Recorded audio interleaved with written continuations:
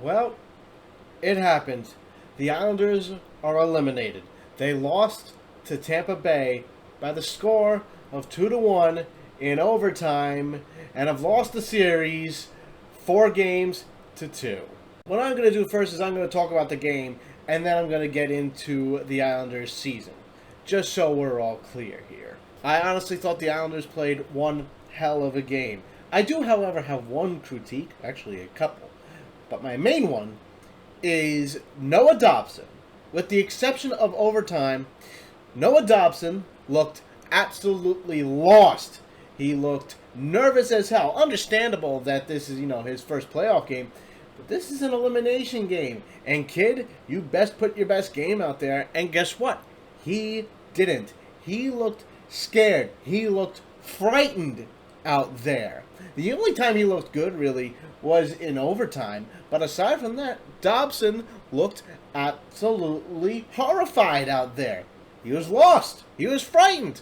I don't know how many times I can repeat that. I gotta get this out of the way. I don't know who says that Dobson is ready to be an everyday NHL player. I don't know who the hell thinks that. Clearly, if they actually watch the game instead of relying on Twitter or charts and graphs or analytics for that matter, they would see that Dobson, he has some good games, but they're mostly bad for the most part. I think, and a lot of others think, that this kid should be in Bridgeport starting off the season. And if he manages to develop his way too, then I'd be more than happy to say, hey, he deserves a shot up. But right now, put the beginning of the season, let's say this is the beginning of next season, I say keep him in Bridgeport until then, or at least until an injury happens. But if I'm the head coach, I don't think he has a chance of coming up in the beginning of the season. Give me 20 games, and then maybe I'll give it a consideration. But still, I don't see how Noah Dobson is ready for the NHL, especially when Adam Pelech got hurt in January or December, whenever it was, and Dobson was pushed in. He looked miserable. He was inconsistent. He had some good games, he had some bad games, but it was mostly covered by bad games.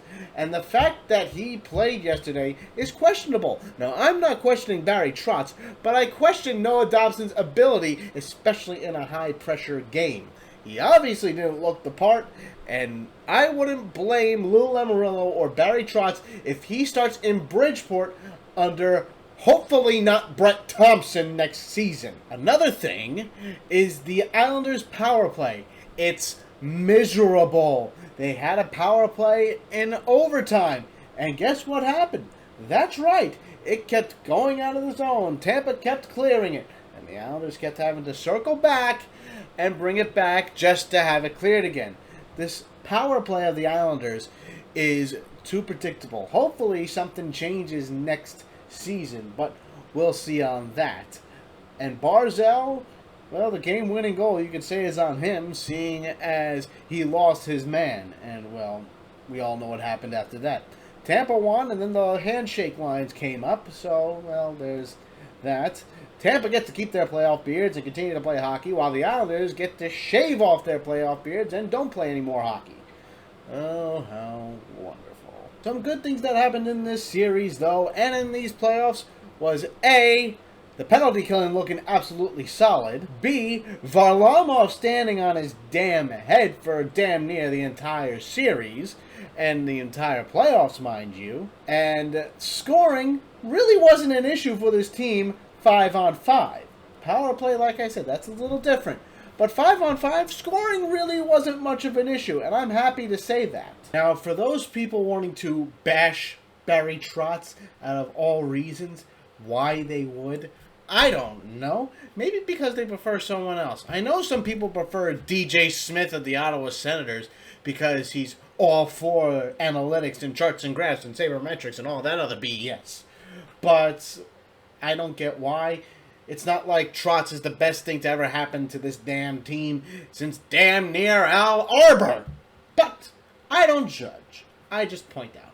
Trotz took what looked like an 80-point team on paper last year to 103 points and the second round of the Stanley Cup playoffs. He took, which was an 80-point team due to the COVID suspension, and took them to the Eastern Conference Final to Game 6.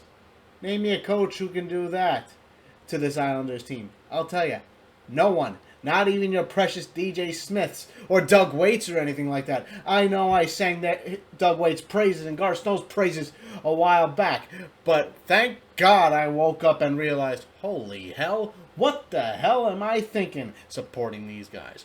Wow. That's all I had to say to myself. I don't know what kind of drug I was on, or if I was drunk for that matter, but my God, why? I don't know. I just don't. But I will say, this year for the Islanders, it was a little bumpy, especially before the COVID suspension when the Islanders were on a 7-game losing streak, only getting 3 points out of those 7 games that they lost. It wasn't looking good. I think, in a sense, you could say that the COVID suspension saved them. They got Zizekas back, and they got Adam Pelech back. 2 big factors of this team that were missing in the regular season. And the COVID break technically helped this team a lot. Now, I will say this. They will need to work on their power play a lot this upcoming new season whenever it starts. However, I think the coaching is just fine. If this coaching staff stays the way it is, I think this team is cup ready. Especially now that we have a brand new goaltender to back up Semyon Varlamov. And his name is one Ilya Sorokin! As much as I love Thomas Greiss, he's my favorite player on the Islanders, but I don't think he comes back. I think he finds another team. What team that is, I have no idea. But, you know, I'll always love the guy. I always was a big fan of him, especially when he came in the 2015-16 season and took over and did a fantastic job in that season and in the playoffs. He co-won the Jennings Trophy last year, which was great for him. But I think he goes to another team. And I'm going to miss him, honestly. I'm going to root for him, but, you know, when it comes to playing the Islanders, not so much. I'll root for him to have a good game, but I'll say, listen, Islanders, go win. Now, the Islanders do have a lot of free agents. They got several unrestricted free agents and a few restricted free agents. The unrestricted free agents are, one I just listed was Thomas Greiss. The others are Derek Brassard, Matt Martin, Tom Kuhnackel, and Andy Green. I don't think any of those guys are coming back. I'll be very surprised if one of them does. And the restricted free agents are Matt Barzal, Devon Taves, and Ryan Pulock. I think all 3 of those guys come back. How much? I honestly don't know. I honestly think a few trades are going to happen to give the Islanders a little cap space. But again, I don't know. I'm not the GM. It's going to be very hard to see how this goes. I think it's going to be almost virtually the same squad coming back, with the exception of the only new player really being, I want to say, just Ilya Sorokin. I don't know. We'll know more as time goes on when free agency hits. So, until then, we're just going to have to sit here in the dark and just make random predictions at this point. For those of you who have tuned into my live show and this one for the entire season and throughout COVID and everything else, I thank you from the bottom of my heart. Thank you very much for joining, and remember, the show must go on. So whenever the cup ends, shortly after that, there will be a live show, and there will be some changes coming to the show, which I will talk about on that live show. So now, with all of that being said, thank you very much, everybody, for watching the Risorto Report. Isles Recap Edition and Isles Playoff Recap Edition. I am your most gracious host. Have you now been blessed with my presence, Greg Risorto? And I will see you after the Stanley Cup on the next live show. Please remember to like this video, Comment down below if you liked it or not. Please subscribe, share this video and this channel with everybody you know all over the World Wide Web.